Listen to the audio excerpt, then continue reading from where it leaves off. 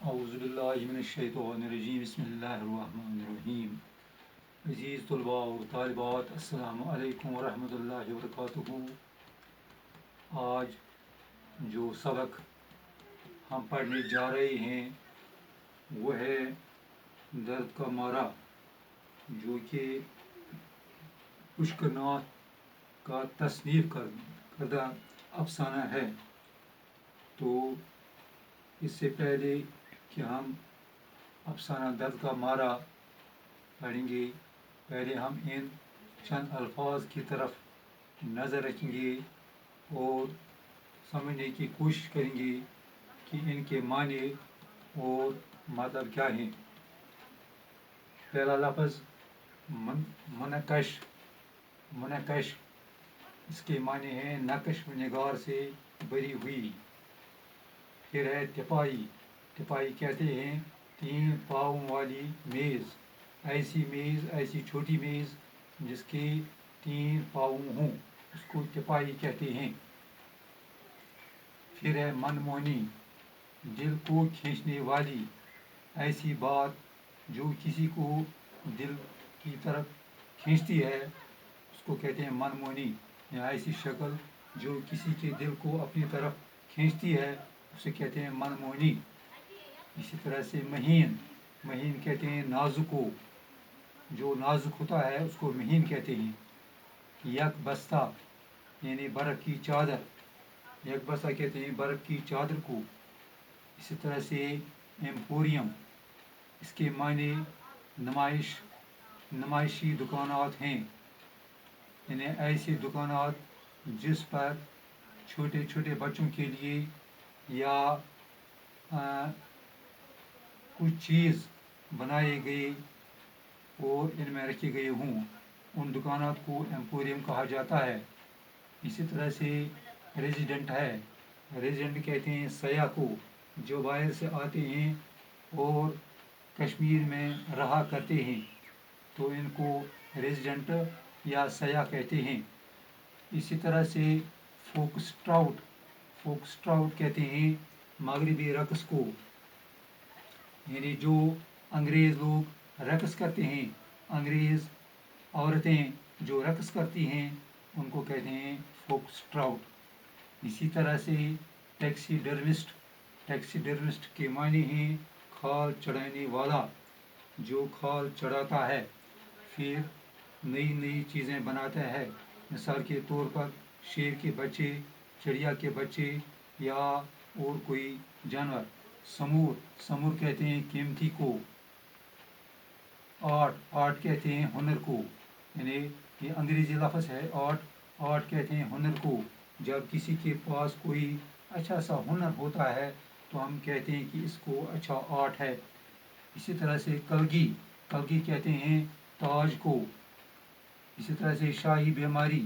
شاہی بیماری کہتے ہیں ایپیڈیک کو، یعنی ایسی بیماری جو بہت ہی مضر اور خطرناک ہے اس کو کہتے ہیں شاہی بیماری۔ تو پیارے بچوں، اب ہم کتاب کی طرف نظر رکھیں گے اور صفحہ نمبر 62 نکالیں گے۔ درد کا مارا۔ جب لڑکی تیسری بار اس کی دکان کے سامنے سے گزر گئی تو سمجھو نے حقے کی نائی سے یعنی نلکے سے منہ سے نکال کر اس چیتے کے بچے کی طرف دیکھا جو دکان کے اندر اخروٹ کی لکڑی کی منقش تپائی پر کھڑا جیسے اپنی ماں کا انتظار کر رہا تھا۔ سمجھو کے ہونٹوں پر ایک من موہنی سی مسکراہٹ پھیل گئی اور پھر رفتہ رفتہ یہ مسکراہٹ ایک اداس سی کیفیت میں تبدیل ہو گئی۔ اداسی کا یہ مہین سا سفید دوپٹہ اس کے وجود پر لہراتا رہا اور آہستہ آہستہ اس کے وجود کو ڈھکنے لگا، جیسے جنوری کی یک بستہ راتوں میں برف کے گالے دھیرے دھیرے درختوں کو ڈھک دیتے ہیں۔ بانڈ پر سمجھو کی دکان اس زمانے سے تھی جب موجودہ ایمپوریم کی شاندار عمارت میں انگریز ریزیڈنٹ رہا کرتا تھا، اور جب شام کو انگریز مرد اور عورتیں बंड की सैर किया करते थे और श्रीनगर कला में रात गए तक फोक्स ट्राउट और वॉल्टर की दिनें सुनाई देती थीं। उस ज़माने में भी Samad and sons fears and taxidermist की दुकान मशहूर थी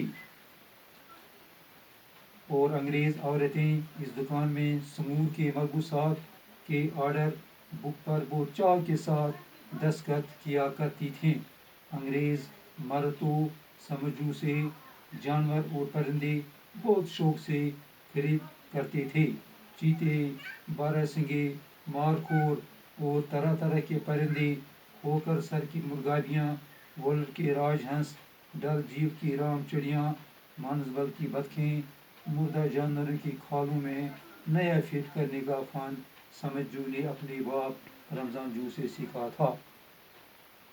प्यारे बच्चों, रमज़ान जू अनपढ़ था, लेकिन खुदा ने उसके हाथों में ऐसा जादू भर दिया था कि लोग हैरत से दांतों तले उंगलियां दबाने पर मजबूर हो जाते थे। और लोग भी कौन, अंग्रेज़ जो वालियानी मुल्क थे वो 7 समंदर पार से तालीम, इलाज, दवायाँ, चांदी के सिक्के और मकराना निज़ाम हुकूमत लाई थे। कहा जाता है एक अंग्रेज़ कप्तान ने खुश होकर रमज़ान जू को एक दस्तखती सर्टिफिकेट दिया था जिसमें लिखा था, अगर रमज़ान लंदन में होता तो बिलाशुबा बादशाह जॉर्ज शशम ने इसका आर्ट देखकर उसको सर का खिताब इनायत फरमाया होता। अफसोस कि ये सर्टिफिकेट इस आग की नज़र हो गया था जिसने एक मनहूस रात को रमज़ान जू के मकान को चिश्म ज़दर में राख का ढेर बना दिया था। इस वक़्त समझू की उम्र 18 बरस की थी और दूसरी जंग अजीम ख़त्म हो गई थी। इस आग ने तो समझू के बाप की कमर ही तोड़ दी और साथ में हाजी इस्माइल की कमर भी तोड़ दी थी, क्योंकि रमज़ान जू जो हाजी इस्माइल का चहेता कारीगर था। बहरहाल रमज़ान जू ने अपने बेटे समझू को इस हुनर के तमाम असरार व रमूज़ सिखाए थे और समझू ने आगे चलकर अपने बाप और उस्ताद का नाम रोशन किया। बंड के दुकानदार हलकों में ये बात मशहूर थी कि एक दिन समझू के हाथ से बना हुआ सुनहरी कलगी वाला जंगली मुर्ग देखकर एक अंग्रेज़ कर्नल की जवान लड़की ने चटाक से इसके खुरदरे मेले कुचेले हाथों को बोसा दिया था। समझू और ज़्यादा दिनों तक हाजी इस्माइल का कारीगर बनकर न रह सका, क्योंकि चीज़ों के दाम एकदम बढ़ गए थे और इसका हवाई मकान जल चुका था और गीली लकड़ी के कड़वे किस्से धुएं से इसकी माँ को शाही बीमारी लग गई थी। डॉक्टर रॉल्डिस की फीस बेलाकॉक दर और आमद जो शहदाद जैसे रईस ही अदा कर सकती थी। समझू जो माल बनाकर पहले तो मुख्तलिफ दुकानदारों को देता रहा, फिर गगरीबल के हाउस बोटों में रहने वाले अंग्रेज़ों को बेचता रहा। फिर मुल्क आज़ाद होने से पहले गॉर्डन साहिब ने बंड पर अपनी सिगार एंड कैंडी नामी दुकान बढ़ाकर विलायत वापस चले जाने की ठान ली। इत्तेफाक से ये खाली दुकान समझू को मिल गई। 5-6 महीनों के बाद इस दुकान पर बोर्ड लग गया, समद एंड सन्स टैक्सी डर्मिस्ट, और ये बोर्ड इतना मशहूर हुआ कि अभी तक विलायत से आने वाले सयाह श्रीनगर में इस बोर्ड को तलाश करते नज़र आते हैं। तो प्यारे बच्चों, ये सबक था दर्द का मारा। हमने इस अफसाने यानी दर्द का मारा सबक से चंद सतरें पढ़ी और مجھے امید ہے کہ آپ نے ان کا معنی اچھی طرح سے سمجھ لیا ہوگا. تو آخر پر میں نے یہاں پر آپ کے لیے چند سوالات رکھے ہیں. تو امید کرتا ہوں کہ آپ ان سوالات کو گھر میں بخوبی ان کا جواب لکھیں گے. سوال نمبر 1 ہے: مردہ جانوروں کی کھال میں فٹ کرنے کا ہنر سمجھو نے کہاں سے سیکھا تھا؟ سوال نمبر 2: کشمیر میں پائے جانے والے 3 یا 4 پرندوں کے نام لکھو. سوال نمبر 3 ہے: حاجی اسماعیل کون تھا؟ تو پیارے بچوں، اسی کے ساتھ ہمارا آج کا ویڈیو اختتام پذیر ہوتا ہے. انشاءاللہ کل کی ویڈیو میں پھر حاضر خدمت ہوں گے.